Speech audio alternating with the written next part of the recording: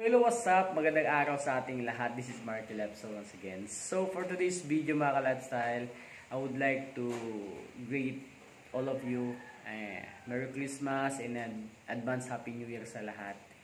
Especially dun sa mga solid subscribers natin and solid viewers, solid listeners na always po talagang nag-aabang ng latest updates about online lending application. Sana wish ko po sana naka-recover na kayo unti-unti, and then naka-move on na, and then wala nang stress, stress-free na when it comes sa online lending application. I know mahirap to na laban pag na-involve sa online lending application, pero gaya nga na paulit-ulit kong sinasabi, walang problemang hindi nasusolusyonan, di ba?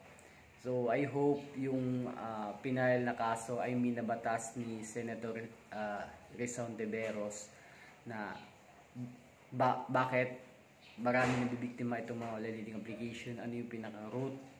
Kasi yun, gumawa po siya ng team na gustong, syempre kailangan nilang gumawa rin ng batas regarding sa ganitong klaseng incident na no.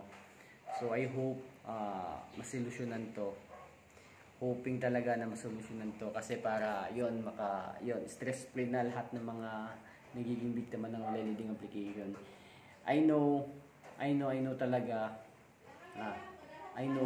this December talaga maraming mga nag-loan sa iba't ibang online lending application. Hindi naman talaga natin to maiiwasan, no? Kasi unang-una, itong maraming mga online lending application na napakadali lang, walang kuskus balungos, instant disbursement kagad. Especially yung mga bagong mga online lending application, napakarami po, no? So I hope, gaya nga ng paulit-ulit kong sinasabi, protect your privacy mga ka-lifestyle. Protect your privacy. Ako na mismo nagsasabi kasi na-experience ko na lahat ng mga kabulastugan, katarantaduhan ng mga iba't ibang online lending application agent, no? So I hope talaga this month, in the next month pa, unti-unti nang maubos or ma-delete na, mawala na talaga yung mga online lending application na sobrang haras. Once again, Merry Christmas in advance, Happy New Year sa lahat po ng mga nanonood ng videos natin. Walang sawang sumusuporta, walang sawang nag-aabang ng updates about online lending application. Kapit lang po tayo, wag po tayong susuko. Labanan po natin lahat ng mga pagbabanta, death threat. Hanggang dyan lang po talaga yan. Maniwala kayo. So, wala pong nakukulong sa utang. Stay calm na po tayo.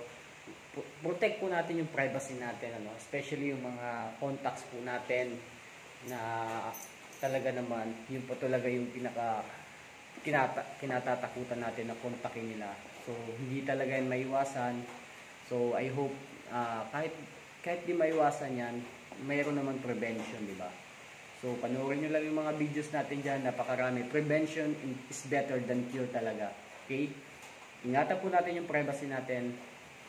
Yun po talaga yung pinaka dapat natin gawin. And at the same time, yung mga madali na lang po yan, yung mga social medias natin, madali na lang po yan. Then yung numbers natin, madali na lang po talaga yan. Yung talaga dito, yung mga contacts natin, yun po talaga yung pinaka priority dapat natin, ano. So yun lang mga ka-lifestyle, no? I hope talaga naka-recover, naka-move na kayo paunti-unti sa mga problema nyo sa online lending application. By the way guys, nandito nga pala ako sa pinapagawa naming bahay, no.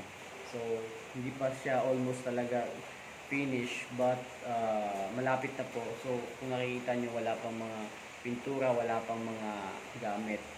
So ito yung projects ng parents ko, no. So I hope someday sa tulong nyo, magkaroon din ako ng ganitong klaseng bahay, kahit hindi naman gaano kalaki, as long as matatawag na bahay, sa tulong nyo. So please po, keep on watching my videos. Don't forget to like and share and subscribe yun na rin po. Alam ko mahirap po itong i-achieve yung ganitong klaseng goal, but I know for sure lahat po ng paghihirap ng mga vloggers gaya ko, small content creator gaya ko, is masusuklian din po yan ng tagumpay. So gaya ko, kaya nyo rin yan. Yung mga na-experience nyo about sa online learning application, kumbaga wala yan dati during yung mga bagong pasok, bagong usbong pa yung mga online learning application. Sobrang lala talaga yon dati.